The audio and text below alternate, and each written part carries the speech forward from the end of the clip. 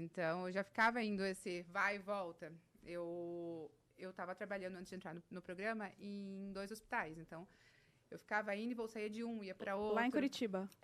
Um ficava em Campo Largo, Uhum. que é na região metropolitana, e o outro é em Araucária, que é uma outra cidade também. Então, eu saía de um... Araucária. Tem a loja Qual? iPhone. Eu compro meu iPhone lá na iPhone Araucária. iPhone Araucária. lá. Inclusive, se você quiser trocar o seu, fazer um upgrade. Aí, ó, fica a dica, Fica a hein? dica, hein? Fica a dica, Eu amei o hein? gancho. Você acabou de comprometer ele de dar um iPhone pra ela. Não, eu tô querendo o meu Ó, aqui. Preciso falar que tem o quê? Mais de 4 mil pessoas assistindo, então, um rapaz do iPhone Araucária, parece que você... Caraca, gente. Vou te mandar na minha caixa postal. Gente. E se você não der, a Bruna vai comprar. Exatamente. Eu vou ter que comprar Bruna pra ela.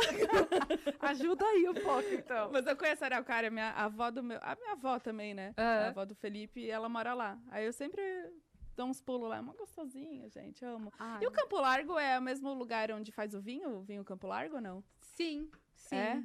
Que tem um vinho gostoso. Nossa, e tem Quer os dizer- sucos também, a marca, é isso? Ah, eu sei que tem uma fábrica lá de vinhos Campo Largo. Não sei se se concentra todo lá, mas tem. Deve ser, né? Aham, mas tem. Mas, e também, o seu pai é militar, né? Você Não, falou meu, que você- meu pai, ele começou a vida dele sendo militar. por isso que você já mudou. Onde Aí- onde você já morou? Menina do céu. Fala, Calma fala. aí, deixa eu pegar a lista. Vai. Vamos lá. Começa do É começo. que assim, o meu pai, ele era militar, depois ele saiu e entrou num banco. Então, ele era muito transferido. Então, a gente mudava, assim, 4 vezes por ano. Por conta de segurança, né? Ele ficava sendo transferido de cidade para cidade, cidade para cidade. Então, desde pequena, eu precisei me adaptar, né? A lidar com pessoas diferentes, me adaptar com rotinas diferentes, porque você começava a ter vínculo com alguém, a hora de mudar de cidade. Batida, estourou o ouvido de vocês agora com esse tapa que eu dei aqui. Não, foi bem Não. suave. Tá de boa. Mas, então, eu já morei em muitas cidades. Aí, nasci em Astorga, eu e Sãozinho Chororó, nascemos em Astorga. Astorga Astorga. fica no interior do Paraná. Interior. Interior. Mandaguaçu, Mandaguari, Jandaia. Fiz faculdade em Maringá. Morei em Salvador, minha família está morando atualmente na Bahia, em Feira de Santana, então eu fiz cursinho em Salvador já também. Gente, que Aham, lugares. depois morei em Campo Largo e Curitiba, e agora São Paulo. Morei no Rio de Janeiro por 3 meses. Vamos lá, gente, tem uma lista ainda que tem algumas cidades que eu tô esquecendo. Mas... Como fala? Quando não... Nômade. Nômade. Sou bem nômade. Era Aham. Nômade. isso. Mas eu gosto porque a vida fica mais dinâmica também, assim. Eu gosto muito dessa... Nossa, você deve conhecer muita gente, né? Muita gente. Eu já morei com muita gente também. Ah, Porque República, assim? Aham. Quando eu fazia cursinho,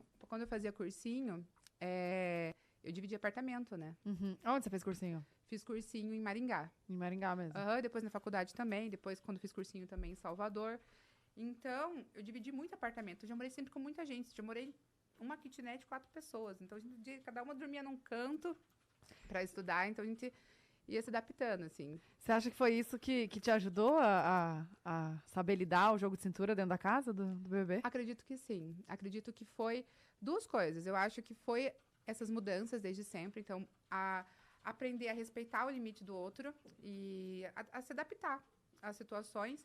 E eu tive uma grande escola também, que foi a pandemia, né? Eu estava conversando com a Boa ali também. A pandemia.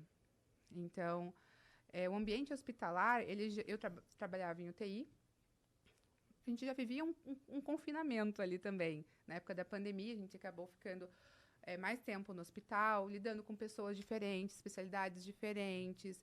Então, você aprende a lidar com opiniões diferentes, respeitar opiniões dos outros, independente se você concorda ou não. Por quê? Porque amanhã eu vou precisar da ajuda daquela pessoa para uma opinião para outro paciente.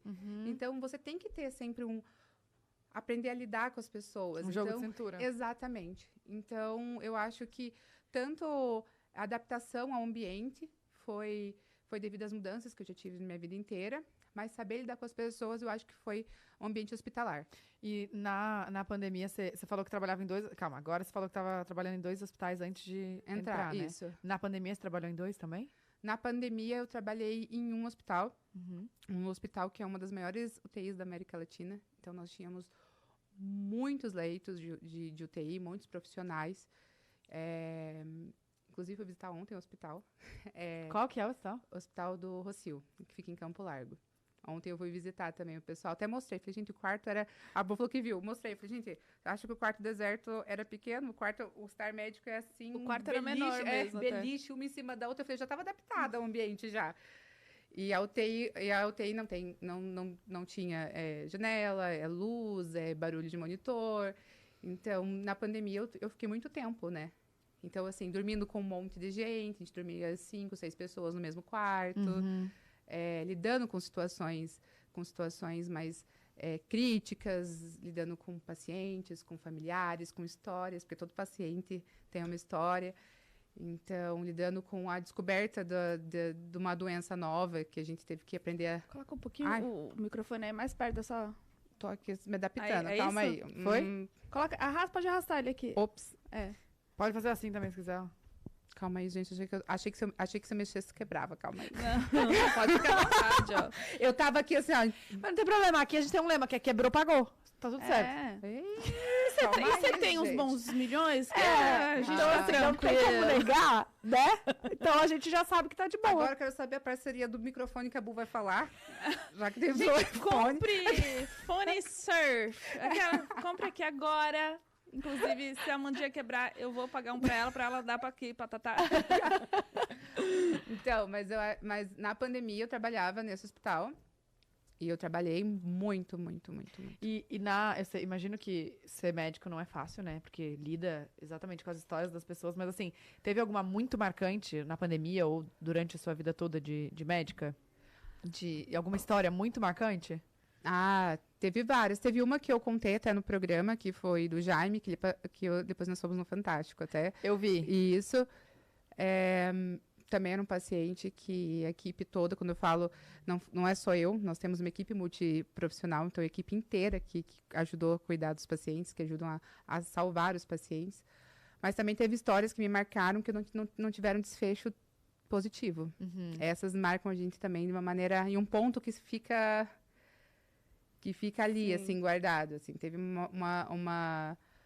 uma paciente que...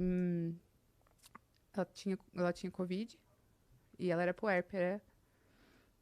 E aí ela acabou tendo bastante complicação, desceu para mim na UTI. E a doença foi aumentando. E aí, antes de entubar ela, que a gente precisou entubar para ligar no ventilador, ela falou para mim assim, mas eu vou ver meu filho crescer, né? Ai, então, Jesus. aquilo me... E ela acabou piorando, acabou falecendo. Aquilo, pra mim, assim, foi uma história que me marcou muito. E é o que a gente fica...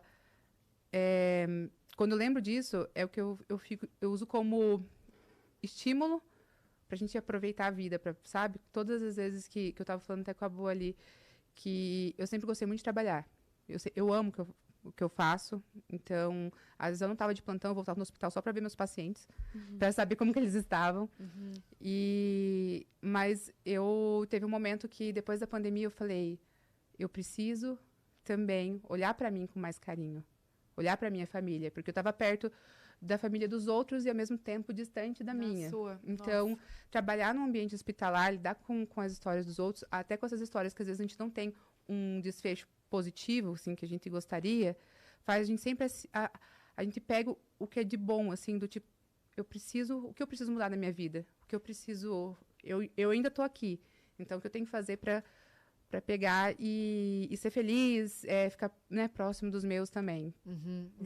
Você acaba tendo exemplos de outras pessoas. Exato, para assimilar para nossa própria vida. E aí ela fez isso e entrou no BBB.